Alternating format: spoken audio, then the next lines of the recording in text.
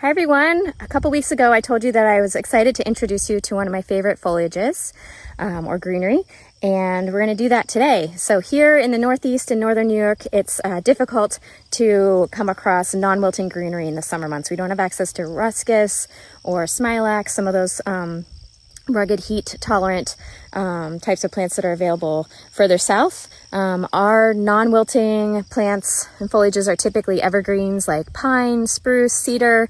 They have sort of a Christmassy feel, right? So we use some of them occasionally for making garlands, but other than that, we really love this plant, and it is asparagus. I'm going to show you around our big asparagus patch and share with you in a minute all the different uses that we have for it, but this is a fantastic plant. It's perennial. There's little maintenance and care for it once you get it going, and we use it for virtually everything. It is important when you're working with asparagus that you wait until the fronds or ferns are fully fluffed out, like this guy. See how it's nice and open. If you harvest them too early, so for example, let me see, there's one over here, like this guy. You can even see he looks wilty. It's not ready yet. If you harvest them too early, they're gonna wilt. So let's take a little walk around our asparagus patch. I'll point out some of the features that make this a really fantastic foliage for floral work. As long as you are harvesting it at the proper stage, you know, when it's nice and fluffy and open, it's going to hold up and not wilt for you. It's going to hold up all the way through drying too. So it turns a beautiful golden color. If you want to dry it, you can use it in wreaths, use it in wintertime. And again, it's a nice, big, tall, distinctive element. So we use it for arbor installations, beam decor, tent pole decorating. You know, sometimes the clients will ask for something large, and the tendency would be for a conventional florist to maybe order smilax or ruscus or something like that. We use a lot of our asparagus.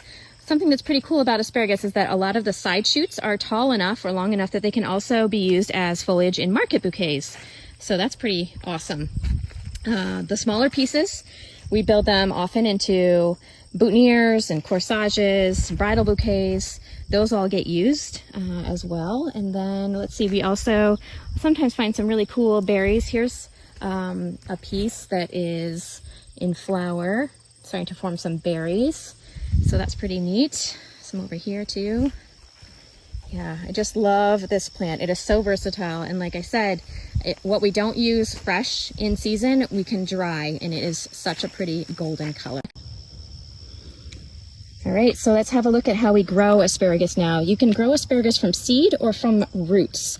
We bought our roots from Norse Farms in Whately, Massachusetts, and the way that you grow them is to plant the crown in a shallow trench and train the roots all in, you know, one direction. So it's the crown of one plant and the roots going, and then the crown of another plant, and then the roots going past it, and then again and again and again. So the roots all trail in the same direction down your little trench.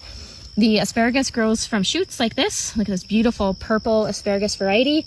And the purple types, unfortunately, you know, they turn to green when they become foliage, so we don't get to hold on to that pretty color. But that's how it works.